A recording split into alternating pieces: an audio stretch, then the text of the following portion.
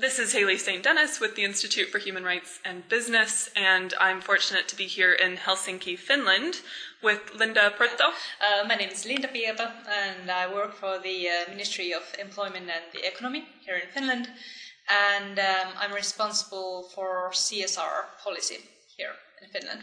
And I was also the secretary for the working group who drafted our National Action Plan on the UNGPs. So Finland in September published its National Action Plan on Business and Human Rights. In November 2012 we published our CSR Action Plan, and after that we started working on the Action Plan on the UNGPs. I went through the Edinburgh report.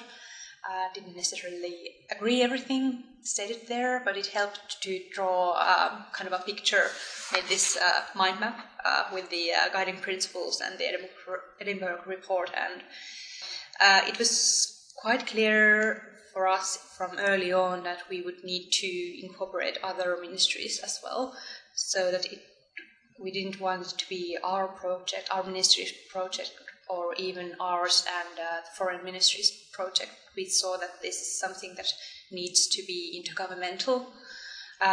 So in the spring through 2013, we invited all the ministries to participate in a working group, and most of our ministries said yes and sent either 1 or 2 or 3 representatives. We then published a first draft in December last year, and that first draft was kind of a state of play of business and human rights in Finland. So we went through quite a lot of legislation, projects, organizations, etc., to kind of see what there is and to make it visible,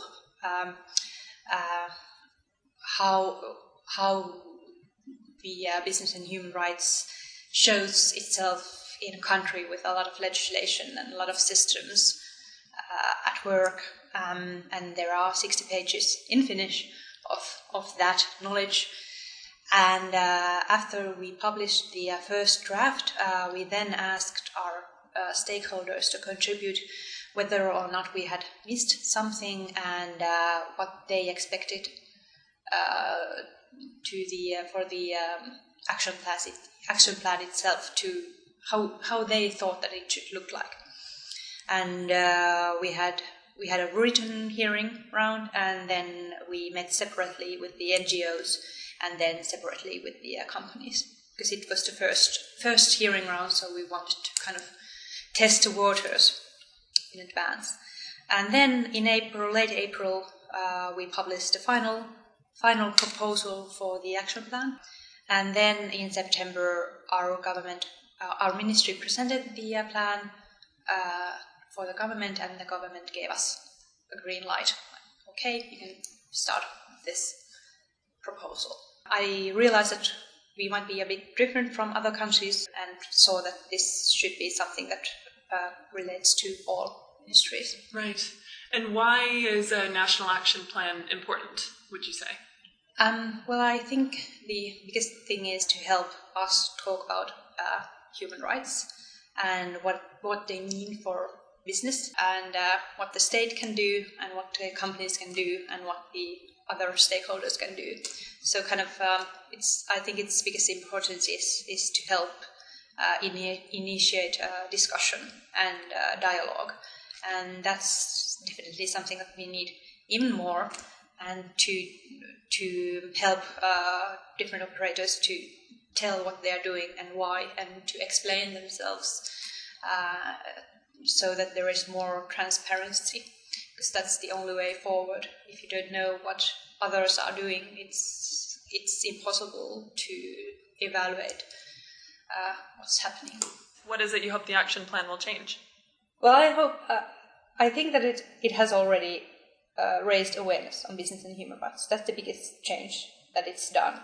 And hopefully, I think in the long run, it should and it will encourage more companies to communicate, not just report, but to communicate on their human rights impact. Day to day. Day to day. We are about to organized a set of roundtables around business and human rights with different sectors.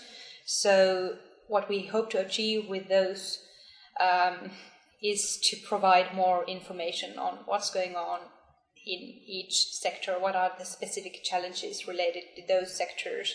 And with providing more information, we hope that there could even be an opportunity to create more partnerships, new kinds of partnerships between companies and, for example, NGOs. And one of the biggest issues that we write about in our action plan is public procurement, and I hope that the action plan will again encourage more and more public procurers to try social criteria, and I hope it will highlight all the tools that we provided for public procurers on social criteria and setting and conducting a socially responsible public procurement.